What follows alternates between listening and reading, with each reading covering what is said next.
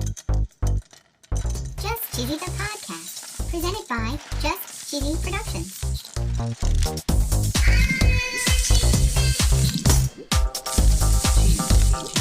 Hi there, I'm your host, Fondue. I'm Cheesy. In this week's episode, we're talking all about hard cheese. Ooh. We're talking about cheese texture. Ooh. We're talking about tragic cheese disposal. Oh, no. And how to rescue stale cheese. Oh, good. We're going to learn a little bit about the world's hardest cheese Whoa. and some cheese dog treats. Aw. And no episode would be complete without our very cheesy joke. Gotta love a joke. Stay tuned for episode 124, Hard, on Just Cheesy the Podcast.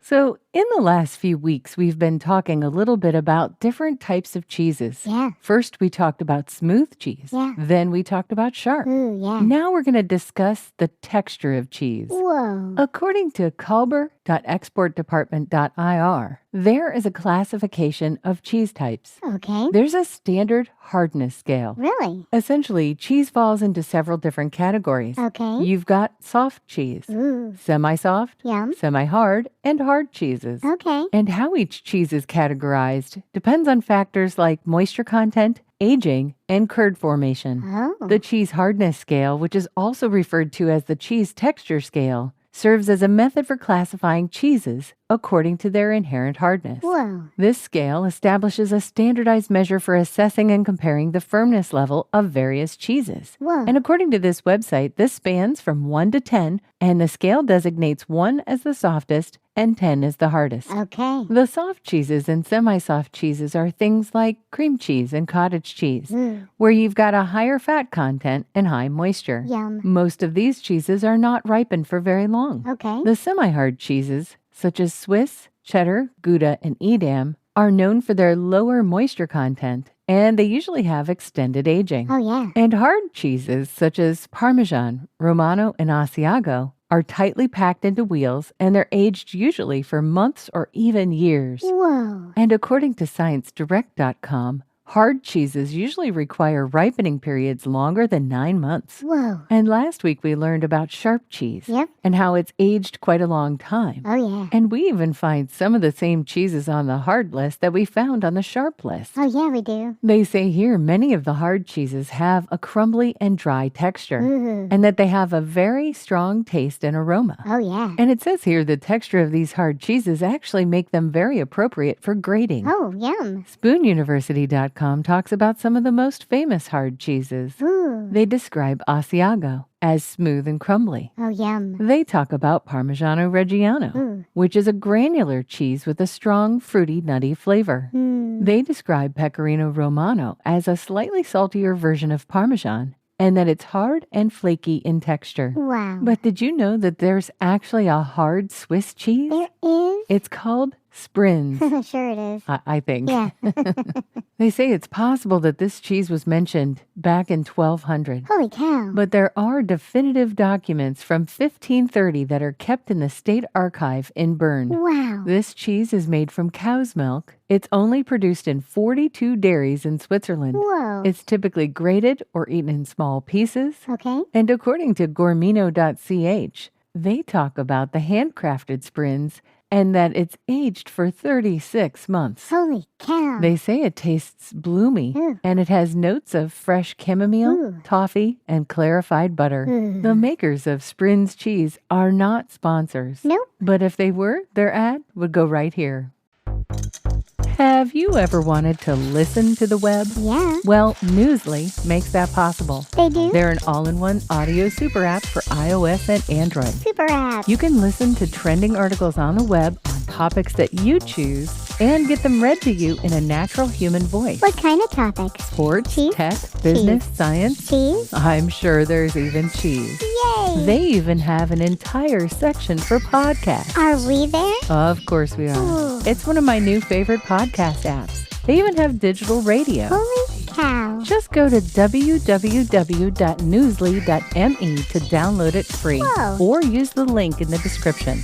If you use the promo code CHEESY, that'll get you 1 month free premium subscription. Yay, Newsly. Now, back to the podcast.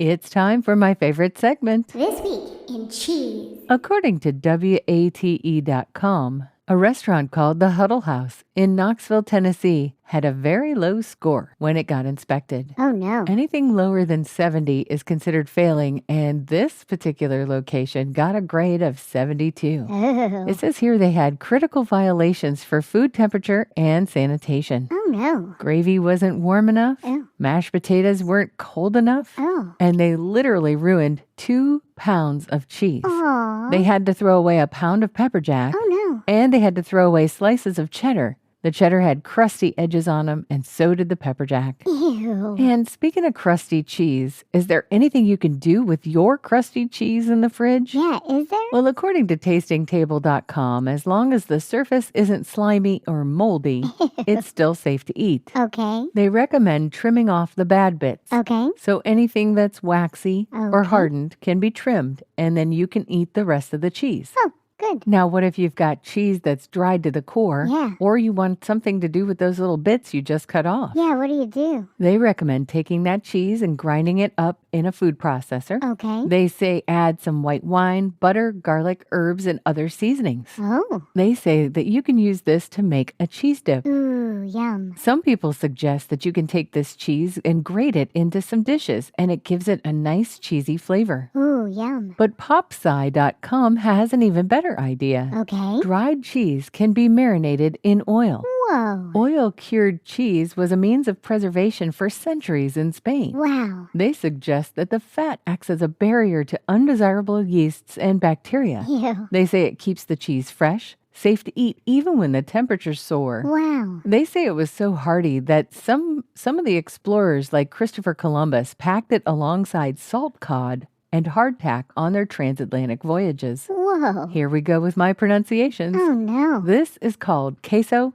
en aceta, Oh no. which literally translates to cheese in oil. Okay. So a hard cheese like manchego would be put into olive oil. Ooh, yum. They say the cheese and olive oil would intermingle for weeks or even months in a jar, Holy cow. which is traditionally an earthenware orza jug. Whoa. They say this would soften the cheese and give it a very distinct flavor. Ooh. They say you could easily do this at home with any rinds and some oil. Oh yeah. They say you can even add things like rosemary, chilies, or citrus zest. Yummy. So all this talk about hard cheese made me wonder, what's the hardest cheese in the world? Yeah, what is it? Well, we've actually covered this before, but we're going to do it again today. Oh yeah, that's right. It's called chirpy. Sure it is. According to BBC.com, this cheese was created thousands of years ago in the remote areas of the Himalayas. Wow. And they even say this cheese can be eaten up to 20 years. Whoa. This cheese has a very low moisture content. Yeah. It's extremely hard to bite into, Oh. but it stays edible for months. Whoa. And it's even fermented for 6 to 12 months. It's dried and stored in animal skin. Whoa. This cheese is sometimes referred to as Himalayan chewing gum. Holy cow. According to timesofindia.indiatimes.com, Whoa. they say some of the people in Nepal have a habit of chewing this every morning so that they can bear the extremely low temperatures. Whoa. They also say that it has health benefits Oh. because it's naturally sweet and good for your teeth. Wow. They even give recommendations on how to eat it. Okay. You need to take a bite or a piece. Okay. You let it sit in your mouth for about 5 to 7 minutes so that it can moisten up, and then you start chewing it. Holy cow. They say that one piece of this cheese can last for nearly 3 hours. Oh my